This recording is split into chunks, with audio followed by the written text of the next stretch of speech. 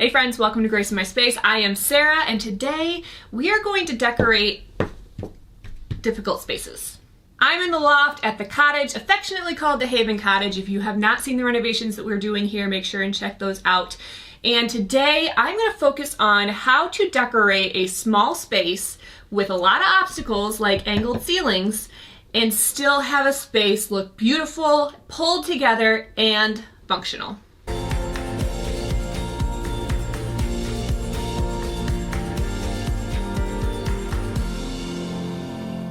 I have a feeling I'm going to look like a giant in all of these videos, but it's actually because these ceilings are so low. And that is one of the main obstacles that I'm going to be overcoming in this loft space. Now, when you're working in a difficult space, the first thing you're going to want to think about is functionality. For our family, functionality meant we needed 2 beds, one for each child in our family, and then storage for the space.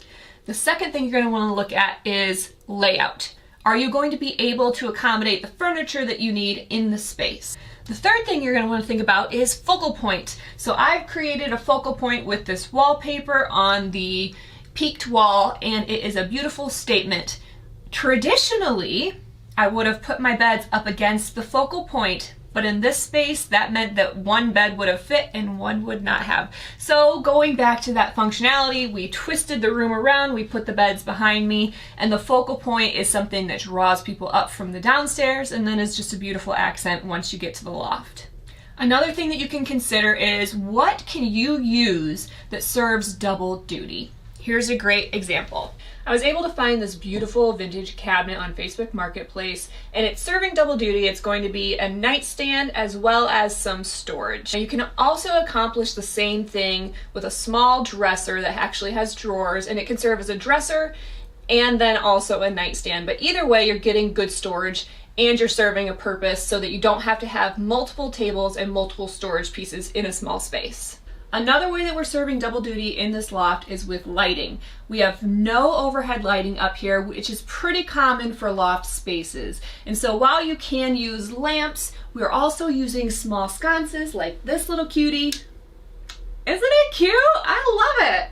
It's small, it's petite, it's out of the way. It serves as a nighttime lamp, but we also have it plugged into our outlets that are operated by a switch. So when we come up the stairs, we can flip the switch and they automatically come on and illuminate the room. Then when the kids are ready for bed, they click it off, and that's that. One of the nice things about this particular sconce is you can rotate it for reading, and it's adjustable up and down as well, and you can kind of spotlight where you want your light source. Now, one of the obstacles that we had to overcome was this low ceiling. We had to put the double beds on this wall because it's the only wall that didn't have a window, a chimney, or a staircase. And so we were very limited to this wall, which means that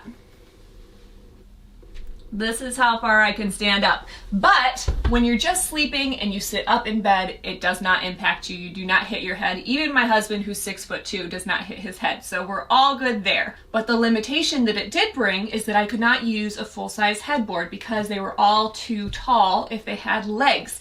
So I found the super cute wall-mounted headboard. It comes in twin all the way up, I think, to queen. I could be wrong. It gets bigger than a twin. That's all I know.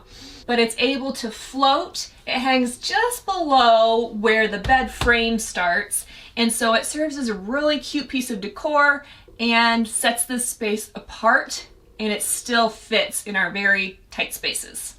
Now, as I said before, we added this accent wall of wallpaper. If you want to learn how to install peel and stick wallpaper, you can check it out in this video where I have a full tutorial. But this creates a really nice feature wall. It adds a lot of interest to the space, and it is something that I can play off of for the rest of the decor. So I have black and cream colors on the wallpaper. I bring those right down into the bedding with a black and cream combo on the bed, and then we can insert pops of color like greens and things very easily into the rest of the color palette. Now, when you're looking at some functional areas, one thing to consider if you have a tight space is your window coverings. So when we originally moved in, the previous owner had curtains on the space. She had one single bed in here up against this wall. And so it didn't matter that she had curtains because she could walk through easily and she could access the bed without any problems. Since we needed two beds up here, we have a different function. And so I took down the curtains because they were hanging. Obviously, they're curtains.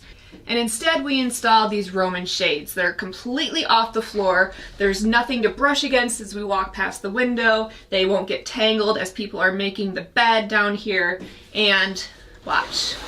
Look at that blackout power.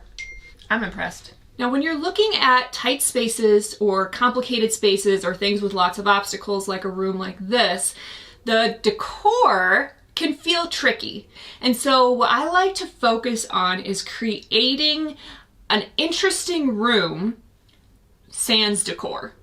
In this room, I have very, very little actual home decor. We have our bedding, we have a couple of little plants on the nightstand, but the actual interesting portion of this room is the wallpaper focal point, some of the stylized things with the headboard, and just some cute bedding.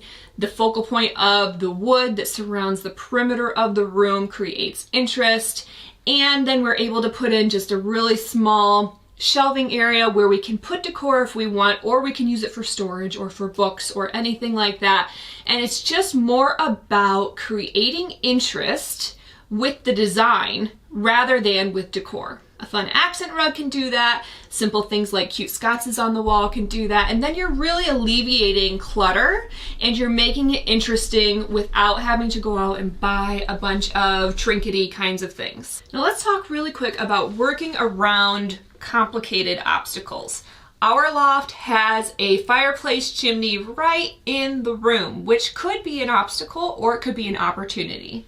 If you missed the fireplace remodel, I'm going to pop that up and you can watch the video, because we took their painted brick from a red paint to a beautiful taupe, and it really just calmed down the entire space downstairs. But since it comes up into the loft, it also toned down the space in the loft. And one of the ways that you can do that with obstacles is with choosing a paint color that's a very calm color palette. Before, the red really broke up the room and it felt heavy. Now that it's calmed down, the red is gone, it's painted a more light and airy color. It really opens up that corner of the room. It creates another wall where you can hang artwork or photos, a gallery wall of some of your favorite interesting finds, or you can have it serve a practical purpose like we have with just a simple full-length mirror, because there's nowhere else to put it.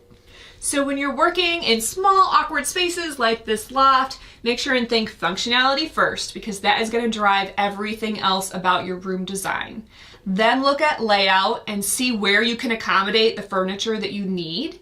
Then you can look at more of the design elements and trying to think beyond home decor and more to something like a wallpaper or a hangable headboard or sconces that you don't have to put onto a table. Just some of the things that are adding to the functionality of the room, but also bring in some of the design elements that you're looking for. Then think about things like curtains versus Roman shades or blinds. What's more functional for an awkward space? And then you can consider areas that are obstacles, like our fireplace. What could you do to that obstacle to create an opportunity out of it? Make sure and think about, what could I do that serves double duty? Could I do a nightstand and a dresser combo? Could I use a futon for my bed and kind of a sofa lounging area? And one other thing, think about your ceiling as a fifth wall. Especially in a loft or an angled ceiling room like this one. I was originally going to bring my wallpaper all the way up onto the ceiling because I was going to put my wallpaper on this wall. My whole design plan changed. I swapped it to that wall, so I didn't carry it onto the ceiling. But when you have a loft space and angled ceilings, using them as a fifth wall is a great way to add visual interest and make it feel cozy and intentional so that it doesn't feel like an awkward space. That might mean bringing wallpaper along it. It might mean painting it a different color. You can either do the same color as your walls and create a bit of cohesiveness in the space, or you can do like a lighter shade on the color palette that you're using of the same color as your walls to make it have a little bit more dimension. And then when you're working in a small space like this, the color palette that you choose should be really intentional. Stick to 2 or 3 main colors. That way you don't overwhelm an already small and awkward space. You can do things like pulling colors from a wallpaper that you choose, or you can just have 2 to 3 main colors that you use as your bedding that complement a wall color. There's lots of different ways to choose your color palette intentionally, so that when you walk into the space, it feels cohesive and intentional and not cluttered and chaotic. I'm obviously pretty prone to neutrals. That's okay. If you love color, infuse color into your space. When I do neutrals, I do it because then I can pop out accents like this green pillow to be a different color for the seasons very easily. It's very affordable, and then I don't have to change the entire room for seasonal updates. I hope you enjoyed this little tour here at the Haven Cottage of our loft space. It's perfect for our kiddos. We're excited to welcome other families into it once we put it up as an Airbnb as well. Make sure to hit that subscribe button, ring the bell for notifications to keep following along with our renovations here at the Haven Cottage, and also with all the projects that I do at Grace in My Space. See you next time.